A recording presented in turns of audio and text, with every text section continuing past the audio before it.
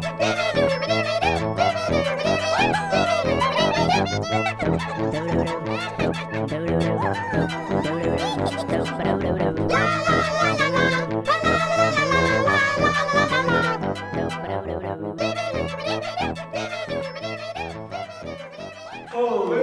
Jan! Ano ba? Oh, ano ginagawa mo? Nag-i-imagine lang, bakit? Ano yung imagine mo? Wala, marami. Ganito na lang. May papa-imagine ako sa'yo, ito makakatulong. Ano yun? Eto, tignan mo ito. Oh. Di ba? Oo, ayun. Tignan mo dun. Isipin mo, Beaver, na nanonood ka ng isang teleserye. Tapos, magkikis na yung mga bida. Siyempre, sobrang excited ka na. Tapos, biglang nag-commercial. Bad trip, di ba? Saklap naman nun. Oo nga eh. Nakita ko sa reaction mo sa ini-imagine natin. Pare, ba't pa kasi kailangan may commercials pa eh? Magandang tanong yan ha. O sige, alamin natin dito sa Alam na ang top 10 commercials ng buhay Pinoy. Alam na! Ayon sa wikipedia.org, ang isang patalastas o television advertisement o commercial o TV ad o kahit ano pang banggit mo ay ginagawa ng mga advertisers upang may maiparating na mensahe. Teka, may commercial ba tayo, Beaver? Siyempre, wala. Mabibitin si Miss France. Di ba, Paul? Alam na! 4 na yan! Halika, ano tayo top 10? Oo, para mga 4 na. Sabi nga kanina, ginawa ang mga patalastas upang mayroong iparating na mensahe. Ngunit, ano ba ang mga ito? Ito ay maaaring pagbebenta ng produkto, pagsuporta ng advokasya, at minsan, isa politika din. Minsan naman, ay nagsaset din ito ng trend o sa masa. Is that boss? Cheeseburger ka naman! Alam naman natin ang impact ng TV ads noong eleksyon. Sino bang hindi nakakabisado ng jingle ni Manny Villar na ultimo si Baby James ay nakakaalam? Sa tingin ko, kung mga bata lang ang boboto, panalo na si Mr. Pongkan. Ano nga ba ang proseso pinagdaraanan ng isang commercial o patalastas bago ito may balabas sa telebisyon?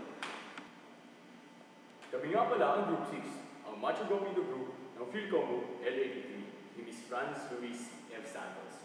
Ang napakaganda namin ng puno. Di ba, classmates? Oo nga pala. Ang mga namamahalan sa mga patalastas dito sa Pilipinas ay ang AdBoard o Advertising Board of the Philippines. Ano nga ba ang AdBoard? Ang AdBoard ay isang self-regulated organization na kumakatawan sa telebisyon at sa mga broadcaster sa radyo ng Pilipinas na naglilimit ng mga patalastas sa loob lamang ng 18 minuto kada oras para mapanatili ang interes ng mga manonood. Malaki ang kontribusyon nila upang kumita ng malaki ang mga kumpanya ng telebisyon gaya ng ABS-CBN, GMA7 at TV5. Mas sikat ang palabas, mas maraming patalastas. Kaya kung ako sa'yo, kung may pagkalat na maganda ang pinapanood mo, gusto mo mag-isagat ang idol mo. Siyempre, hindi mo kumpleto ang ating segment na alam na kung walang top 10. Ang nasa listahan natin ngayon ay ang mga patalastas na tumatak sa isip ng masang Pinoy sa loob ng ilang henerasyon. O ano, Paul? May ihi ako! Eto na! Isa pong paalala, ang mga nasa listahan ng top 10 commercials ay nabuo ayon sa aming research sa internet, sa boto ng ibang vlogger at syempre ay ayon din sa aming kagustuhan. Ang nasa listahan natin ay ang mga commercial o patalastas na tumatak sa atin dahil tayo ay pinakilig, tinakot, o di kaya ay pinatawa dahil sa kakaibang pagpapakilala ng kanilang produkto. Ang patalastas na ito ay gawa ng Pure Foods Tender Carlos Juicy sat Hotdog. beside you today. He's so cute. Sabi niya, I'm pretty. Kaya lang, I'm fat. I eat too much kasi. Mula ngayon, goodbye chocolates. Goodbye spaghetti. Goodbye hot dogs. Ay, goodbye, Carlo. Alam na! Dito sa Palmolive commercial na ito naman, sumikat si Alice Dixon, na noon ay batang-bata pa. Tingnan mo naman ang suot nila, masasabi natin na classic talaga. Thicker, richer, creamier. After 7 days, feel the big difference. Alam na! Ang patalastas na ito ay gawa ng PLDT. Dito naman nila ipinakilala ang kanilang bagong serbisyo, ang caller ID. Oo, I'll need cash. Kunin mo yung alas ng mama sa drawer. Nakasusi yun eh. Wasakin mo na. Parang ibang boses nyo. Si Sir ka nga ba? Oo, gamit ko ang cellphone ko. Hindi naman cellphone ang gamit nyo ah. Ano bang sinasabi mo? Hayun sa PLDT caller ID. 8334000 ang number na gamit nyo. Patay, may PLDT caller ID. Aro, dugu-dugugan kayo. Nasa akin ang number nyo. Isusuplong ko kayo sa pulis. Alam na! Ang patalastas na ito ay gawa pa rin ng PLDT. Dito naman nakilala si Christian Vasquez at ang kanyang linyang suporta Hello? sa saka. Hello, Dad? Oh, Vic, kamusta? Mayuman, Dad, may sabihin ako sa imo importante. May problema ka? Dad, ma-shift na ako sa fine arts. Bakit? Hindi ko kidilig ang magdoktor. Tani, maintindihan mo. Dad? Kung saan ka masaya, te, suportahan ta ka.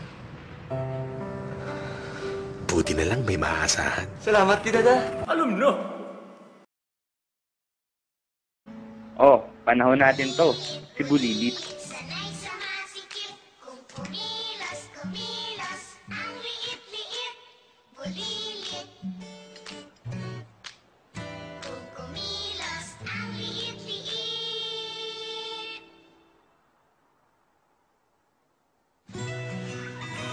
Alam na! Ito naman ang sumikat na patalastas ng Fita na nagpapakita ng pagbabahagi o pag-share. Pag eto napanood mo, nako, isang pakpa ng Fita ang share ko.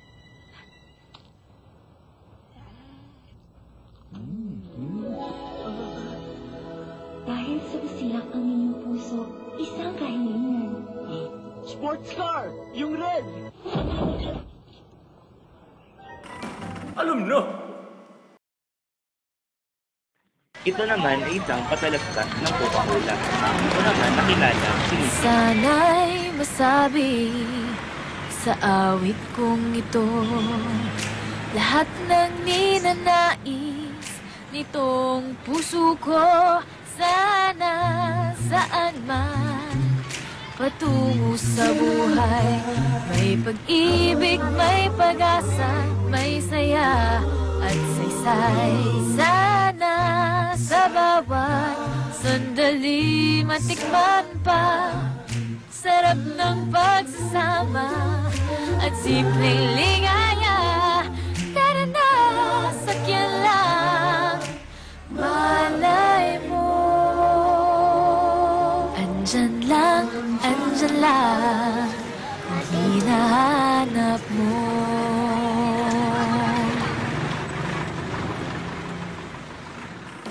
Alam na! Gawa naman ulit ng Fita ang patalastas na ito. Tungkol naman ito sa isang lalaki na naramdamang magagalit sa kanya ang girlfriend niya. Kaya,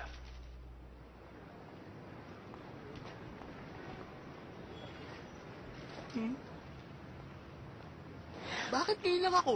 Kanina mo ba ako hinihintay ah? Hindi ko ba alam na nakakainis yung ginawa ko ha? I hate me! I hate me! Alam na! sino ba ang hindi makakaalala sa kantang ito ng Coke na halos lahat tayo ay kabisado? Eto ang beat, sabay-sabay. Eto ang beat, bawas sablay. Pabilis ng pabilis, pag-pag-miss, pag-pag-miss. Gets mo na? Gets mo na? Coca-Cola. Nalilito, nalilito, nahihilo, nahihilo. Kokoto, kokoto, kokoto, kokoto! Oh, okay yan! Ulitin natin, please. La la la la la. At eto na ang numero 1. Ito na po. Ang patalastas ng McDo na tampok si Karen at ang kanyang lolo. Hello, Karen po. Kasi ang tagal na nating hindi nakikita, Gina. O sige, kain na, Gina. Karen po. Ito, para sa paborito kong apo, si Karen. Oo, pare. Saya nga eh. Anong masaya? Ang ganda kasi ng mga patalastas eh. Kaya gusto ko tuloy maging model. Parang gano'n. Ang masasabi lang namin, wala namang masama sa pagpapalabas sa mga patalastas hanggat hindi ito nakakasira sa atin. Minsan nga ay nakakatulong pa ito upang tangkilikin natin ang mga gawang Pinoy, hindi ba, Paul? Oo nga, George. Pero para ba yan? Closing na. May 5 minutes na tayo. Baka may gusto tayo ni Bilibili. Ay, oo. Lusa natin yung ano. Huwag naman, miss. Oo, paano ba yan? Kapag may tanong, huwag kang mahihiya. Para ba ng huli, masasabi mo na? Ay, alam na! Dito lang yan sa Alam Na! Ang top 10 commercials ng buhay Pinoy. Love.